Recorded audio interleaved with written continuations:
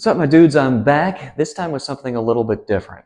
Let me start out by saying I'm not a financial advisor. This is not financial advice. I'm a software engineer and a home brewer.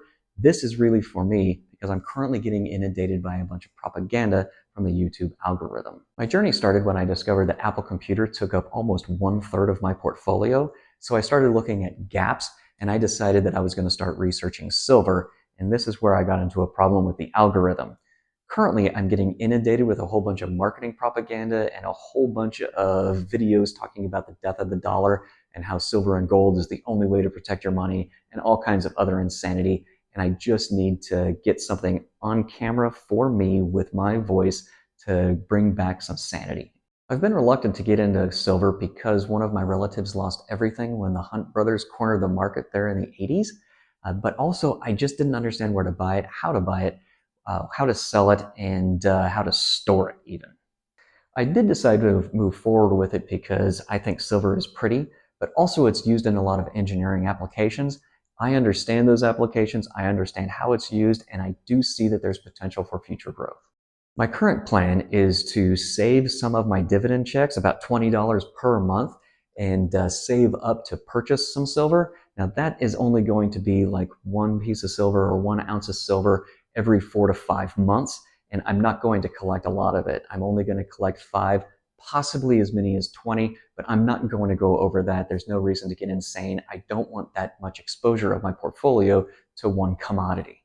So that leads me into how can you own silver? So I did find that you could own some paper silver in your stock portfolio with SLV, but that's really trading futures, and I don't understand how those work, so I didn't want to get a lot of exposure to that.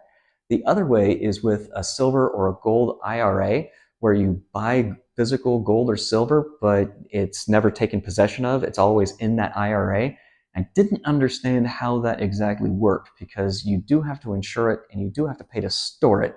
And I didn't know how those fees were going to be collected, whether you had to leave X amount per year available so that they can pull out that money, or if you had to inject monthly, or if they would just fractionally sell your holdings in order to cover those charges. Now there's 3 main types that you can purchase physical silver. You can purchase it in bars, in generic rounds, or in sovereign coins. I decided to go with sovereign coins because there are a lot more protections about it. There's legal protections as far as counterfeiting is concerned, but there is also an understanding in industry of what these are, and they're also highly liquid, especially in the United States, with either the Silver Eagle or the Silver Maple. There's a couple of places that you can purchase your silver. You can purchase them at coin shops or at bullion dealers, and there's some terms that you should know before you go and try and purchase silver. First, there's the spot price. The spot price is what the market seems to believe that silver is roughly worth. Then there's the premium. That's how much over spot you're going to purchase it for. And those sovereign coins typically do have a higher premium because they're also in higher demand and they're so recognizable. Then there's the discount under spot that you would sell it for. And the difference between those two is what's known as the spread. And that's how the coin shop or the bullion dealer makes money.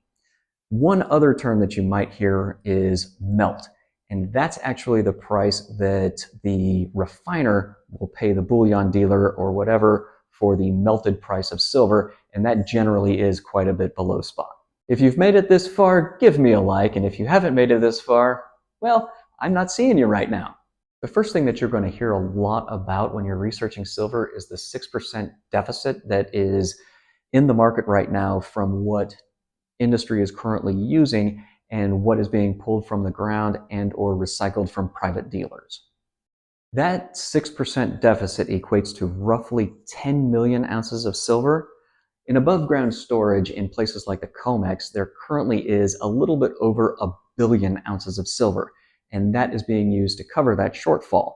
Now, even if that 6% continues long term, we're talking about between 10 and 15 years of having that silver available in those exchanges. People like to talk about the solar industry because it's using approximately 20% of the silver out in industry.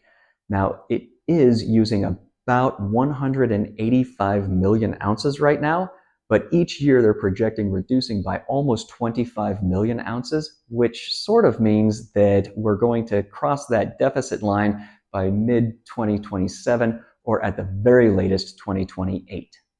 In fact, by 2028, they're expecting to only use about 100 million ounces of silver in that industry. You'll also hear a lot about how China has purchased something like 800 million ounces in March. And first of all, 800 million ounces is about what is being pulled out of the ground every year. That kind of drag on the market, if they took possession of physical silver, would have destroyed or disrupted the supply lines, and I certainly would not be able to go out to the coin shop and buy it with that kind of disruption. My time horizon here, I'm looking at 60 years out or so. I don't want to ever sell this silver. I want this to go to my son and his children. Given that industry is going to reduce their usage of silver, why am I getting invested in it? First of all, I'm again not looking for short term, but if you are looking for short term, there is going to be a lot of volatility. I believe it probably is going to spike back up to $100, but then it'll settle either at 70 or at 50.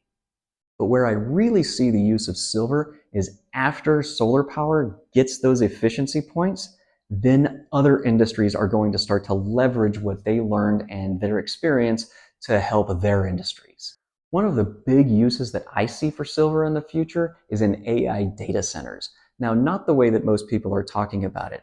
I believe as soon as solar gets that efficiency down and into a point where it makes sense, they're going to start using a lot of silver in the motherboards and interconnects.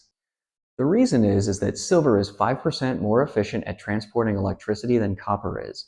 Now that loss is expressed in heat that is generated from those copper wires and copper connections inside of the motherboard. So there is a compounding effect.